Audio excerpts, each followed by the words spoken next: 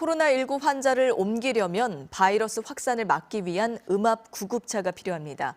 그런데 이런 구급차가 너무 비싸서 충분히 확보하기가 어려운데요.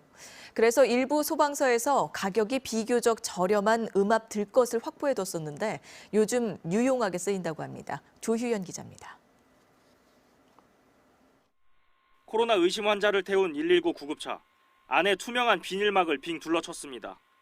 그 옆에 둥글고 기다란 비닐통에는 환자가 누워 있습니다. 통 안의 공기가 밖으로 나오지 못하게 하는 특수장치, 음압 필터가 장착돼 있습니다. 이동이 불가능한 환자의 경우에는 들것으로 내려와서 이제 음압형 들것으로 옮겨 실는 방식으로 환자를 태워드리고 있습니다. 감염병 환자를 이송하는 음압 구급차는 한 대당 가격이 2억 원을 호가합니다.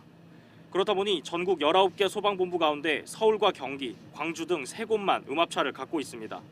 대수도 단 6대에 불과합니다. 그래서 대안으로 선택된 게 음압 들것입니다. 가격이 하나에 1,000만 원에서 2천만 원 정도로 상대적으로 저렴합니다. 음압 들것에 실린 환자는 병원까지 일반 구급차를 이용해 이송됩니다. 이송된 뒤에는 구급차 내부 전체를 소독합니다. 전국 소방서의 음압 들것은 94개, 강원도와 경기도가 각각 20대로 가장 많습니다. 메르스라든가 사스 사태를 겪으면서 감염병 창궐 주기가 점차 짧아지는 것을 선제적으로 판단하여 2억 원을 들여서 20대를 보유하게 됐습니다. 강원과 경기, 서울소방본부 등은 이번 코로나 사태를 통해 음압 들것의 효용이 입증됐다고 보고 추가 구매를 추진하고 있습니다. KBS 뉴스 조휴연입니다. 대구에선 확진 환자를 격리 치료할 음압 병상이 벌써부터 부족합니다. 코로나19가 다른 지역에서도 확산되면 같은 일이 벌어질 가능성이 없지 않은데 대책은 없는 건지 곽동건 기자가 취재했습니다. 40여 명의 환자가 집단 발생한 대구는 54개 병상이 있지만 이미 다른 호흡기 환자들이 음압 병상을 쓰고 있는 경우도 있어 이미 격리 병상이 부족한 상황입니다. 일단은 주변 다른 지역 남는 병상으로 환자를 옮길 예정입니다. 하지만 다른 지역에서도 감염 환자들이 확산될 경우 이런 방식엔 한계가 있습니다.